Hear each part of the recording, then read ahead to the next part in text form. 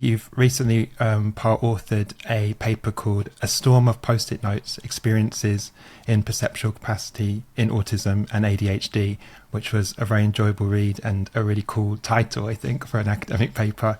I wonder if you could speak to from what perceptual capacity is and why it's of particular significance to autistic people and potentially the greater neurodivergent community. Yeah, absolutely. So, like you said, two main focuses in my research in general are skills and abilities and employment. And the story behind that is that around almost 20 years ago now, I think, when I started to work in this field, the narrative was really negative. So, everyone was talking about attentional deficits and disorder. And as I started the research, I didn't find any of those deficits. I found differences, but those differences didn't mean that autistic people were experiencing worse attention. It was just different. So I started to focus more specifically on that. And I definitely don't want to ignore the challenges, many challenges that autistic people encounter compared to non-autistic people. But particularly at that point, so much of autism research was focused on the negatives. And in fact, even many cases where studies were showing superior performance, it was like repackaged as a negative or a disadvantage for autistic people. So everything was sort of overly pathologized. So I think there's one example of a study where autistic people were shown to be more moral, more honest, and that was marketed as a fail because in that particular task it was not desirable, apparently. But all of that led me to a career that was based on this understanding of strengths and abilities, particularly with respect to attention and perception, and then, of course, the practical application of that, which was, for me, looking at employment and education. So within that, we began focusing on perceptual capacity. And perceptual capacity is the amount of information that you can process at any given time. Everyone's perceptual capacity is slightly different, but the key thing is, and this is all based on Nilli Lavie's load theory of attention and cognitive control, and what she's explained is that you have to assign your full capacity at any given time. You can't hold some of it back. So you process automatically everything that you possibly can. And if the task that you're doing at that moment fills your capacity, then that's all that you'll be processing. But if it doesn't, if there's not much information involved in that task, then all the spare capacity that you have automatically spills over and processes irrelevant, non-task related information. And if there's nothing external, then that extra capacity can turn inwards and might lead to more mind wandering, daydreaming, more anxiety, rumination.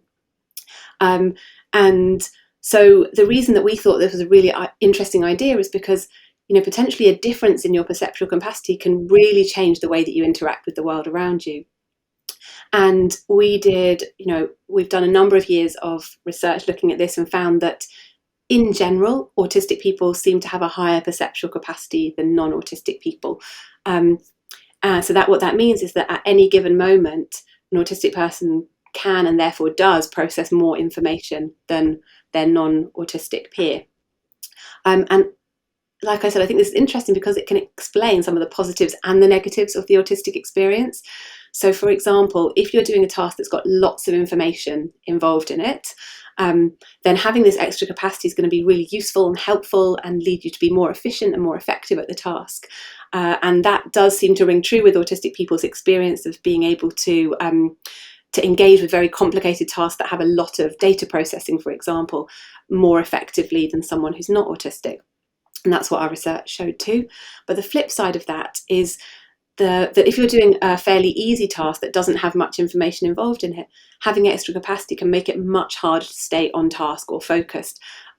So right now we're having this conversation. I'm sure you're finding it fascinating, but it's definitely not filling your perceptual capacity. So it might be harder to stay on task. You might be thinking about what you're going to do after this finishes, what you might have for lunch. And I think this fits also with what lots of autistic people have said, and also famously Temple Grandin, the famous autistic professor, who talks about how she feels her ears are like microphones, just picking up everything indiscriminately. So there's this aspect of how in situations like that, focusing on processing more information can actually make it harder to stay on task. So that's why I think it's particularly relevant for autistic people and potentially other neurotypes, because as you mentioned, what we've just started doing now is working on a new project that's looking at whether this perceptual capacity increase that we've seen for autistic people in the auditory domain. So we've seen that autistic people can process more auditory information compared to non-autistic people. We've seen that for visual information as well. But over the past decade or so, all of the studies have been done with autistic people without a learning disability. So we were very interested in two things in this new project. The first was whether we would see this increase in perceptual capacity for autistic people with a learning disability, and also whether we see it for other neurodevelopmental conditions like ADHD or Williams syndrome. So this post-it note study that you mentioned, which we titled it based on a beautiful quote from one of our participants, so we can't take credit at all for that. And in that study, what we found was that we saw some real commonalities in the experiences of autistic people, people with ADHD, autistic people with ADHD, and then what we like to call neuroboring or neurotypical people, I think is the official term. We found a lot of commonalities, but there were very slight differences.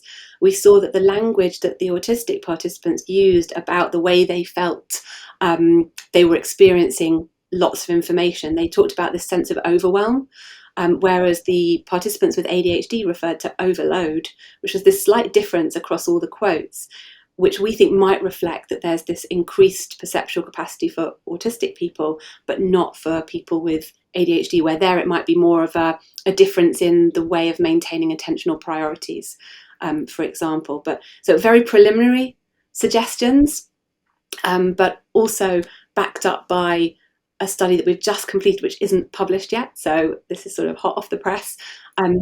But we did a study where we were interviewing autistic people with learning disabilities and people with Williams syndrome. And we found there as well, there seems to be this slight nuanced difference between the experiences of the different neurotypes that we think might suggest a slight specificity with respect to this increased perceptual capacity, that maybe it's something that is unique to the autistic experience, but we need to do a lot more work to figure that out. You spoke about this a bit earlier, the lineage. I'm interested from to get to kind of the work that you're doing on perceptual capacity. Can you speak to a bit to, I forget their name, but what Lavie, what they were doing? Was it Lavie? And the load theory? Nilli Lavie. She was working in pure attention research rather than thinking about neurodiversity. And she worked, this is going back, so there was, for decades and decades, there's been this long-running argument within attention about whether we have to select some out of a number of possible options to pay attention to, because our brain has a limited capacity for processing information, and there's so much that goes on around us. We have to zone in order to, meaningfully interact with the world around us. And there's been this long-running debate historically about how that selection works, and whether we take everything in to a certain extent and then select in order to make a response, or whether we, very early on in the attention process, we zone in on what we're planning to attend to and then process it from start to finish. So it was within that debate that she started looking at why in some situations it looked like one of those options, and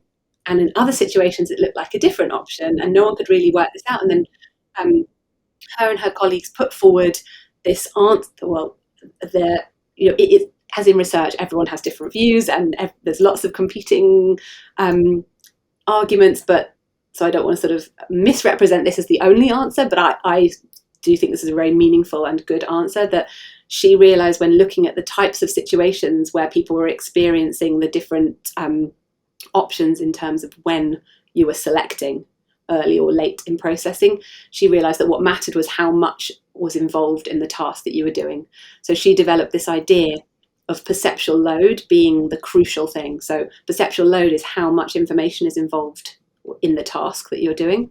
And what she showed was that when a task has high perceptual load, so totally exhausts your processing capacity, then we very early on are only processing the task relevant information and don't show any distracted processing.